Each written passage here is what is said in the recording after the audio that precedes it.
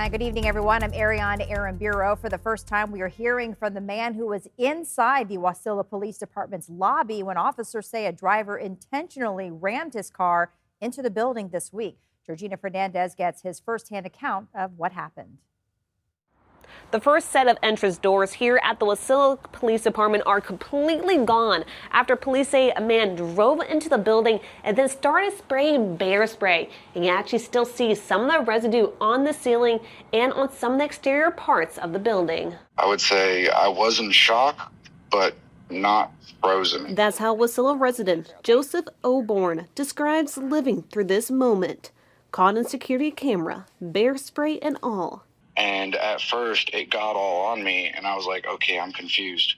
If this is bear spray, shouldn't this be burning?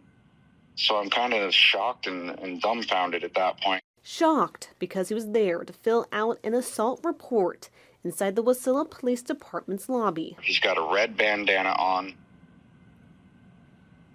and that's when I realized he's not drunk.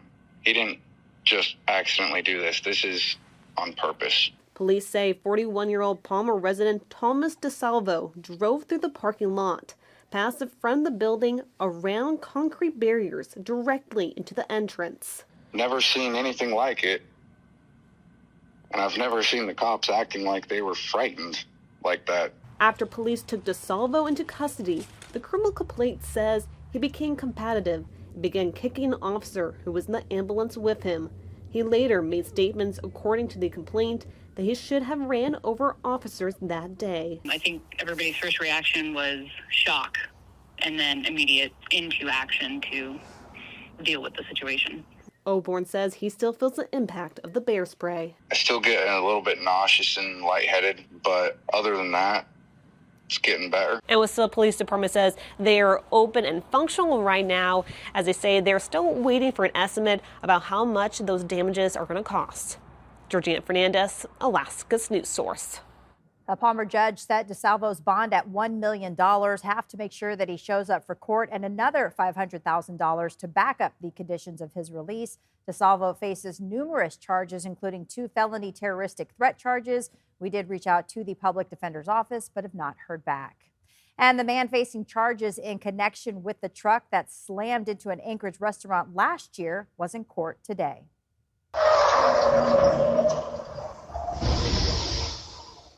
And that building is downtown's Pel'Meni. Police say it happened a little after 3 a.m. on April 20th last year. That's when a blue Dodge Ram slammed straight into the restaurant while going upwards of 80 miles an hour. By June of 2025, investigators identified Robert Miller as a suspect and a warrant was issued.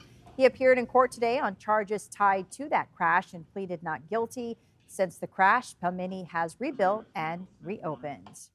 And join us online for the very latest in political news. In today's edition of Alaska's Political Pipeline, Will Courtney details what we should expect as the legislative session winds down. He also takes a closer look at where the LNG debate stands and also what is still on the table for budgets. You can find it on our free streaming platforms, that is Apple TV, Roku, or Amazon Fire.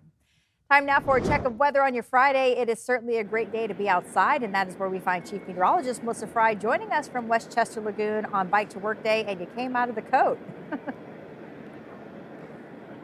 Yes, the sun finally peeked out from behind those clouds, and it's finally warm enough to drop the coat. It feels great out here on this Friday night. This is more blue sky than we have seen in a while, and we're going to hold on to it as we head into the weekend. Take a look at those temperatures around town. We are seeing high temperatures that made it back into the mid-50s, but still holding on at those mid-50s, even a little warmer on the west side of town, 56 right now at the Camel Creek Science Center.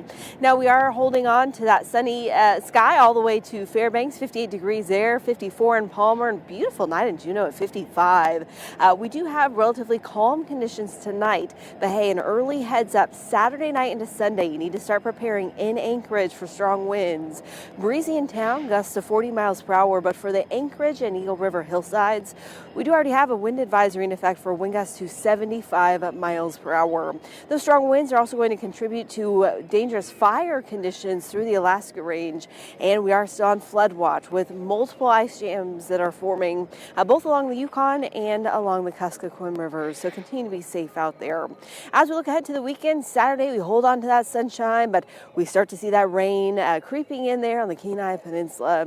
And eventually we'll see just chances for those showers pushing into Anchorage and the valley. But I don't expect to see that until we get later into Sunday. We'll also bring back a little bit more cloud cover for us here in Anchorage as well, but those highs are holding in the mid-50s. Now here at Westchester, right along the bike path, we have seen hundreds of bike commuters enjoying the sunshine here this evening. And if you've ever thought, could I do that? What does that look like? Danny Tompkins gives us an up-close view on this annual Bike to Work Day. Every May, you made it!